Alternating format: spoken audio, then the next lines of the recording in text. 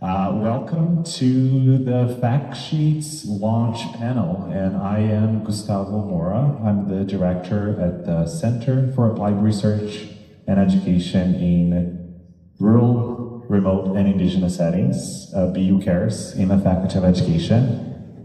I think everybody can see me.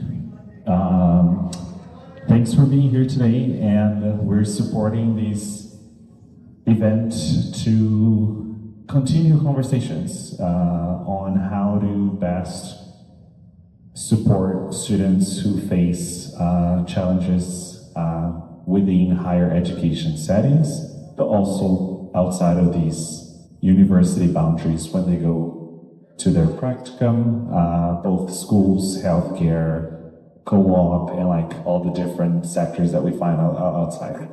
I'm gonna break the protocol here a little bit, and as I think my way to honor the lens where I'm coming from, I'm gonna switch it to Portuguese. I am Brazilian, so my land acknowledgement comes from a place where we're also colonized. Violence marks the history of Brazil in similar ways that it does in Canada. Mas eu venho das terras dos Terenas, Kaiowás e Guaranis. A minha avó, ela é falante da língua Guarani. E acho que juntos a gente está numa luta sobre inclusão e respeito à diversidade. Então, trazendo isso para cá, para esse evento, é de uma importância significativa para a gente também, que vem de outras cidades, outros estados e outros países. And by saying that, I think it's just sharing how our different cultures, they meet here in these lands, how they reconnect, and how we get the chance to rewrite the stories and journeys of the people that we meet, and how we respect and make sure that we value all of the traditions that we carry with the people that we bring to these conversations. So welcome again. I'm joined by amazing people that will be sharing some of their experiences, ideas, and visions for these types of conversation. In order here, I have Esperanza, nursing student, but also Busu racialized rep. Ake, aluminum, but like never leaves university. She's still doing her master's with us, but also an undergrad in nursing, psych nursing. But we'll keep Ake for as long as we can. We'll get a PhD program running here just for Ake to be back. She's a trailblazer. We have Rebecca, also a Busu rep, and we have Cheryl, representing that institution there. Without further ado here, we have selected a few topics that we would like to explore as we talk about these fact sheets. And I think to get us started, we will talk about some of the experiences of marginalized students in post-secondary education. And Esperanza, the floor is yours. We'll get the conversation started. And thanks again for being here. We'll have a moment for questions as well. Right, Adian, okay? Hello. I think the biggest challenges that marginalized students face is underrepresentation. I mean, like, I am a student and I also face this. When they have like issues and they need like supports, they do not know where to go because they don't feel represented in decision making spaces. And when students don't see themselves reflected in this faculty, they think that like their problems can't be like taken seriously, or it doesn't matter. And also lack of clear information.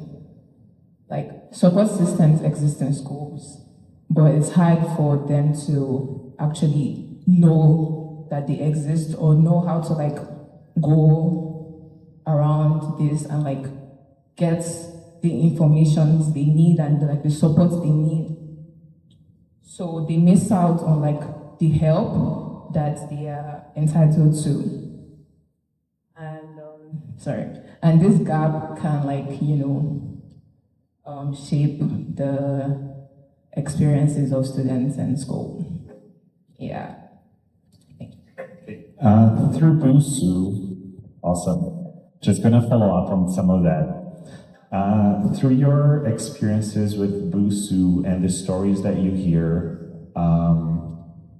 through your experiences as a student, I think we talk a lot about supporting racialized students, supporting queer students, supporting indigenous students.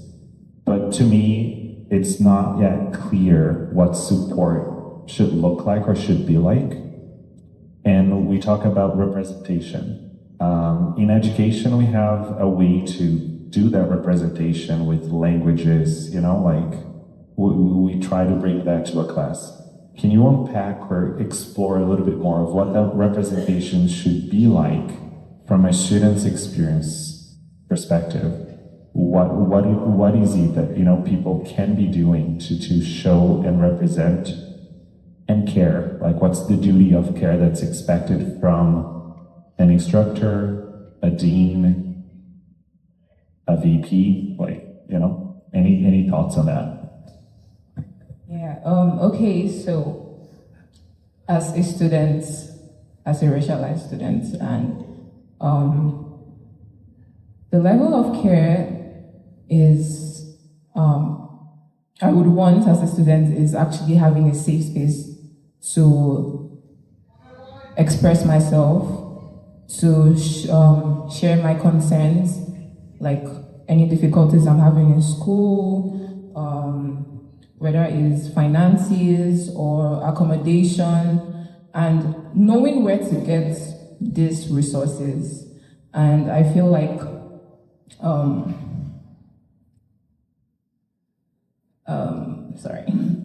knowing where to get these resources, and I feel like if these informations are available and we are being represented, it makes it easier for me as a student to, share how I feel and also get help from, the right places. Thank you.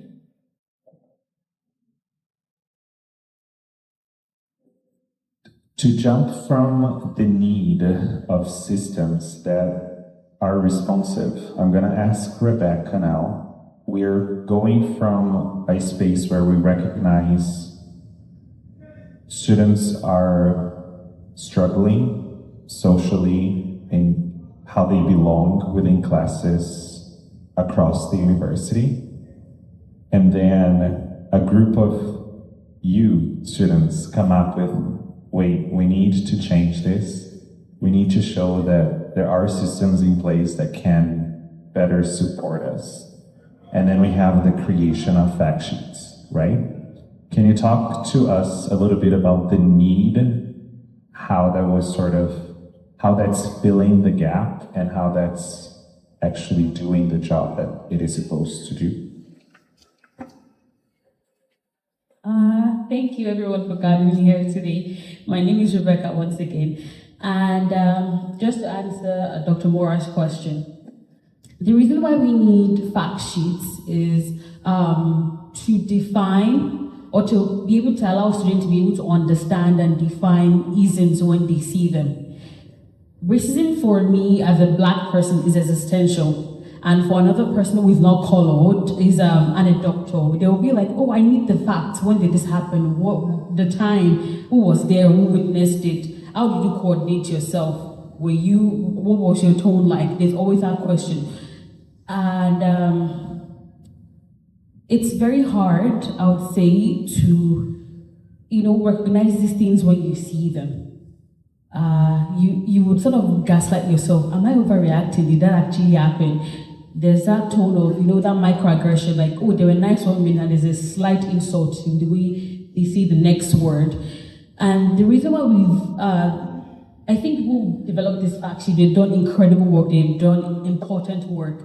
And the reason why we need this fact sheet is to be able to help students be able to recognize these things when they see them and look at the sheet and be like, when someone says something like, oh, your accent sounds sort of weird, or do you have potato fries where you're from? Like, it's 2026.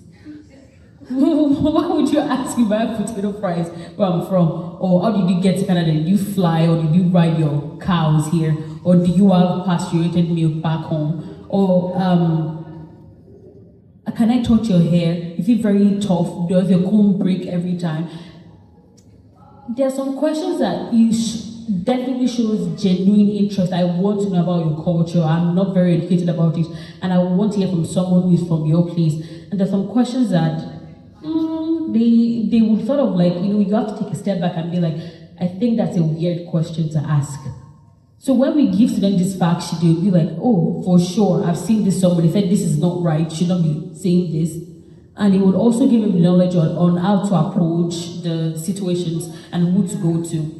Oh, I need to see Cheryl, or I need to speak to my instructor about what a peer has said to me, or I need to speak to a professor, or I need to speak to the dean about what a peer has said to me. I need to write the time, the place, who was there, who experienced it with me, the incident exact. So I'm genuinely happy that we defined this, because as an immigrant, I would say after 4 years here, I'm starting to recognize some patterns when I feel injustice. The first month I got here, someone kicked my car at a superstore and East. I didn't say anything. I just thought maybe I was blocking the path. It was another young man behind me. He's white, by the way. It was like, you're such a B word. That is why no one likes people like you. Why did you kick a cart? I'm sure you won't dare to do that to me. And I was on my way back home, and I'm realizing that, Rebecca, you're such a dumb one. You should have said something. And I was like, maybe I was in a way, I didn't say anything. But I realized that she could have asked me to move, but she didn't say anything. Or even at work, can you please repeat that thing you said? Like, I'm sure they can hear me, they know what I said, but they keep wanting me to repeat and repeat. And later they'll just stop and be like, oh, it's okay, just go. And I'm like, but you heard me the first time, why are you making me repeat myself? It's just they want to sort of like, make fun of your accent, or just catch a laugh. And they're like, oh, you're overreacting. Calm down, it's not that serious. And you sort of gaslight yourself. So these fact sheets help us to, recognize patterns and like help us as students or anyone generally to like recognize these things. And we also have to understand the importance of intersectionality, like you being a woman, you being colored, you being from a lower socioeconomic group. All of these things apply to you. And it's like compound disadvantage. So I think the fact sheets help us to like, again, navigate these situations. So yeah, thank you.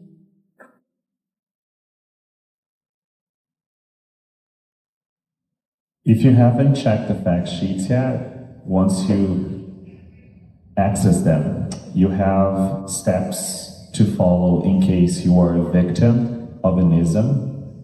You have steps to follow if you are a bystander, like someone who's, observing someone else go through that situation. Or if you are yourself doing any of those isms. I think those are the 3 different streams that you can find there, and you can follow the steps, and there's a way to ask yourself this question, be aware of these action. But on all of those different, streams, Rebecca, do you think that there is one in particular that we all should pay attention to when it comes to the fact sheets? Because I say, like, it's not because I'm gay that I'm not going to be racist, that I'm not in a racist system. Yeah. It's not because I'm gay that I'm not gonna be homophobic or transphobic. I think we are bound to systems that, normalize all of the marginalization that we go through. So what are your thoughts there? Is there a specific one that we can be more attentive to, or how to be more attentive to one of those streams and how to better act on whatever we experience? I think the one that we need to pay attention to with B right now, it's being homophobic and being racist. Those two are very, very important. There's I don't want to, it would be a redundant conversation to be educating people, you guys, about unconscious and conscious bias, because I'm sure we're all very educated people here. When someone comes to you and tells you, I don't feel comfortable about what you said to me, or why did you say what you said to me, your first line of questioning should not be, or your first line of response should not be, oh my God, I didn't mean it that way, or like, what did I do? Your first question should be, what did I say to make you feel this way? Because, to be honest, I don't think I said anything wrong. It's okay for you to think that to yourself. I don't think I said anything wrong. And that's because you don't know. I would assume you don't know, and that's why you said what you said. So the first line of questioning should be, what did I say, or what did I do to make you feel this way? Not just jump to the defense immediately. Because it further adds to the offensiveness of what you've already done. And it makes them, shut down. So what you should ask first, in my opinion, would be, what have I done to make you feel this way? And one that applies to me personally is the issue of racism. There's so many bias that is with colored people. I'm talking about you being African, you being African American, you being of Latin origin, or being indigenous or Asian, just colored. There's certain stereotypes that are attached to us. I'm a very passionate person. I gesticulate a lot. And when I'm speaking to someone like, oh my God, you're being aggressive, or when you see a Chinese lady, you would literally think that they hate you. Like, I work with Chinese nurses, and they're the sweetest people ever. Like, they have, what they call the streets RBF face. Just look at you like, and you would think they hate you, but they don't. And we've seen cases, because I have some of my friends that are nurses, we've seen cases in the hospital where co-workers will go report nurses and be like, oh, that nurse is so mean, she's so hard to work with. Like, you're not even trying to get to know her. You're not even trying to speak to her. You've never heard a patient complain that, oh, she's a mean person. She just comes to work, does her job, and you're thinking, oh, she has a mean face. There are subtle things that we say or do to just, add to these, stereotypes we're already dealing with. So we need to, question our own biases. And something I would also like to say to anyone who is colored, this might feel a little bit controversial. It's just because someone who is not colored doesn't like you, they don't like you, doesn't mean they are racist. You might just be a terrible person, and that's fine. They might just not like you. But I think we all need to educate ourselves. We are all from different backgrounds. The fact that you were raised a certain way and everyone talks calmly and everyone behaves a certain way, and you see someone eating with their hands and you're like, oh, why are you eating with your hands? I mean, you go out to McDonald's and you eat burgers with your hand, and you eat seafood bowl with your hands. Why would you see me eating amala or eba? And you're like, why is she scooping the soup with the swallow? Why are you doing that?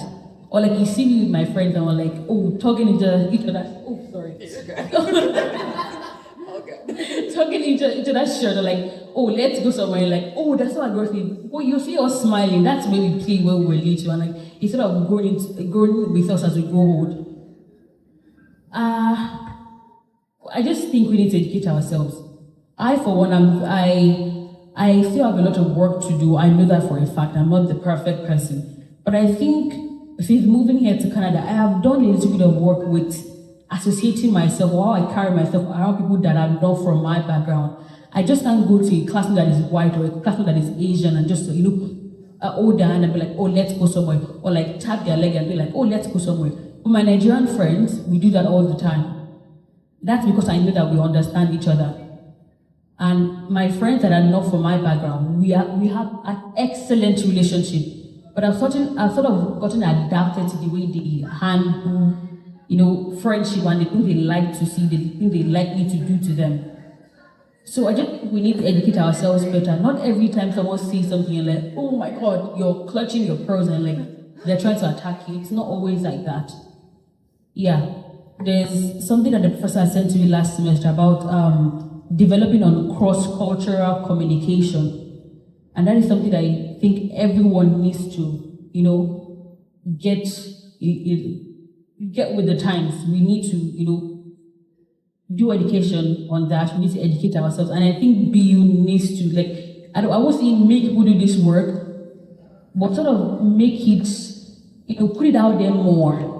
BU is dipping into an environment where we have very, very diverse environment. You see someone from like Kazakhstan or like Iran or Iraq, just randomly. It's a very diverse environment now, and we need to do our due diligence to educate ourselves. So yeah, that's it. Amazing. Thanks, Rebecca. Okay, you were here when it started, when it was just an idea to get together with people who cared about this work. You were here when you needed support from faculty members, and now you're here when this is already and being, sent out there to people. How do you see the strategies around, now that we have this, what are the next steps? How do you see incoming students coming to their programs and having this as a support system as well? And, what's next for the fact sheets? Awesome. As you mentioned, my name's Akin. It's been awesome being able to be a part of this when it was starting, and then seeing students and faculty bring it to this. It's really remarkable. And I think for me, what comes next is actually implementation. Ideas are wonderful and all, but if they actually are not being taken seriously and implemented, then it's lip service. And I think a lot of marginalized peoples we've heard a lot of lip service, we're gonna do this, this, and this, but then when it comes time and when it does matter, there's nobody to be found, right? And so I wanna talk to people that are in places of power. If you have the ability, and it's already been mentioned, if someone comes to you and they have a concern, as a person of color, if someone comes to me and they have a concern if they've experienced racism, I'm more likely to believe them and not question it. But I also think it's important that if someone who comes to you and is experiencing another ism, just because you don't have a lived experience does not mean that you also question it, right? Think about, hey, I don't know what that's like, and I'm gonna believe you and I'm gonna support you even if I don't understand it, and I'm gonna try. And someone had mentioned which of the ism is more important, and I don't think it's possible to pick one or the other, because if we address all of them, then we're creating an environment that's good for all of us. And when, again, intersectionality came up, if you are at the intersection of all of these isms, it has that compounding effect that adds that layer over and over again. So it's really important that we are addressing all of it and that we are taking it seriously, and that when it comes to your table or comes to your desk as a professor or staff that works at the faculty or that works at the university, that you believe it and that you do something.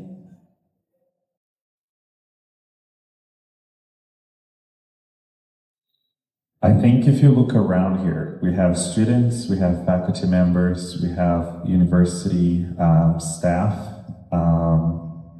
different fields, different areas. What would you hope everybody to get out of this with in terms of what do I need to do to start implementing this myself in those different contexts? You can answer on behalf of them, what would be the hope here for them to do? When we had the podcast, you asked me a similar question, and I talked about how it was my second year and I was not having a good time, and there was a conversation or research study that was talking about racism in the Faculty of Health Studies, and I attended the presentation, and the stories that I heard over and over again were stories of things that I have experienced, and I felt validated and I felt heard, and I remember being angry but also being like, okay, we can't just stop here, we gotta do something. So my hope for people sitting here is that the isms and the fact sheets and these conversations that are happening is a validation that your experiences are real and that we believe you, but it doesn't stop there. Like, we need to be fueled by the feelings of frustration and anger and change things. So I hope you feel validated, but I also hope that something is to come and that things will change and that we'll continue moving forward.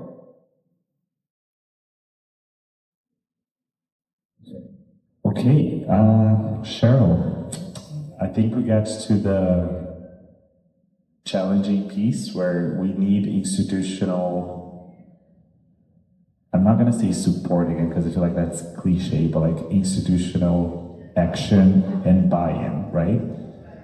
What can you share with us in this process of what is the to-do list institutionally speaking?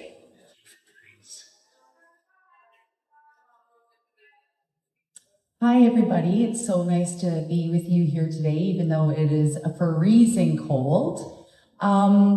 So there's quite a few things that we need to do here. We know that institutions play a role in reinforcing systems of discrimination and harassment and all the isms that we're talking about. And institutions also play a role in challenging these isms. So we need to do quite a few things. This is our start. We need to have training, which we're doing, and clear reporting structures. But more than that, I think that we need to have measurable accountability structures as well built in. So this isn't done just off of the sides of our desk. This is an everyday process. We are going to refocus ourselves and really have a clear picture of how we want to move forward. And how do we do that? We need to look at our own worldviews and our ideologies and our lenses to really understand ourselves. And only then can we understand if we are participating in microaggressions that the other panelists have mentioned in unconscious bias. In any way that we could be really reinforcing these systems of discrimination for folks. We need to listen to understand, not listen to reply. We need to really believe, because it's not just the first step in coming and speaking with us. This is heartbreak. This is up at night. This is not being able to sleep, having issues with being able to eat, sleep. All of our physiological issues are huge when we're talking about coming forward and sharing a traumatic experience. So we need to take this very seriously, and we need to bring this up to our leaders, and our leadership needs to be involved. Our leadership needs to stand behind us and stand behind the students, faculty, and staff who are experiencing these isms. And I think it's really important all these fact sheets are important, but we really need to take a second and look at the witnessing isms. This happens around us. This happens all the time. If we are not keen on picking things up like this, it can go unnoticed. And this is what we need to do. We need to take a stand. To be an ally, or even better, a co-conspirator, we actually have to bring things forward that don't represent our own groups. We need to be there for others. And we need to take a strong, firm stance in saying we will not let this happen here. And the ways that we can do that really is by understanding ourselves, like I mentioned, our worldviews and ideologies, and understanding what intersectionality really means. It means double discrimination. It means compounding discrimination. It means that people don't have the same level playing field that we believe that they may have, or that we've been grown up to think, that we've been taught that everyone, pull yourself up by your bootstraps. Well, some folks don't have boots or straps. So we really need to take this seriously and have empathy and listen to students. And I think it starts with understanding our unconscious bias. I would really encourage everybody here to check out the Harvard Implicit Bias Test, which will automatically take you to the Canadian Association of Implicit Bias. This is where we can measure multiple areas, over 9 areas of bias and unconscious bias that, may actually be conscious, that we may actually, be able to catch within these tests that we're going to take for ourselves. And just know you are going to be biased, because we all are. But once we can identify our bias and really spotlight it, and then and only then is when we can change it. So please take the time, find out where your biases lie, work on our worldviews and ideologies, and really understand that these are the people that need our support. We're talking about equity-deserving folks. We're talking about women, racialized Canadians. We're talking about immigrants and newcomers. We're talking about Indigenous folks. We're talking about those that have a disability, and all the many others that are within these folds here. We're talking about the queer community, right? We're talking about everybody who needs the support. So we need to do the work. is this is up to us. This is the reason that we are in the positions that we are in as leaders and as people that these wonderful students come to. We need to listen, we need to authenticate, and we need to send them to the people that they will best get the support. And if we can, as Rebecca was mentioning, we have to who, what, when, where, and how. That's really our job. Let them share to us what had happened. Take the notes so we don't have to have these people sharing this trauma over and over and over again. We can do better, and we will do better. Thank you. And I think just to wrap up too, this is an example of how we're amassing everybody, because it's health studies initiatives through students, reaching to faculty members, coming to BU Cares in Education, reaching out to Cheryl, coming to BUSU, like more of a group effort than this. I don't think, there's always ways to improve this, but like this is already a good, idea of what this means to come together to fight and address isms in our context. And I'd love to spend the whole afternoon with you here and talking more about this, but we have materials, we have bookmarks, we have flyers, we have 3 podcast episodes that we recorded with students who started the project, students who are continuing with the project, and the institutional perspective too. It's all on BU Cares YouTube channel. And I'd like to invite Dr. Waddell-Henowitch for our wrap-up. It's a my program here. She has some thank yous to do. Again, when we talk about fighting isms, we need people who embrace and has the power. Like, she's tenure track. She's the one who can make things happen. So we need that sort of, positionality to make this work, so then not only students feel supported, but we know that we have some institutional background there and support. But like, just for the final thank yous, I think the word is yours. Thanks, Gustavo. I wasn't expecting this. Did I tell you to tell me to come up? Oh gosh, I don't even remember that. But anyways, I'm Dr. Waddell-Henowitch, and I'm over in the Faculty of Health Studies.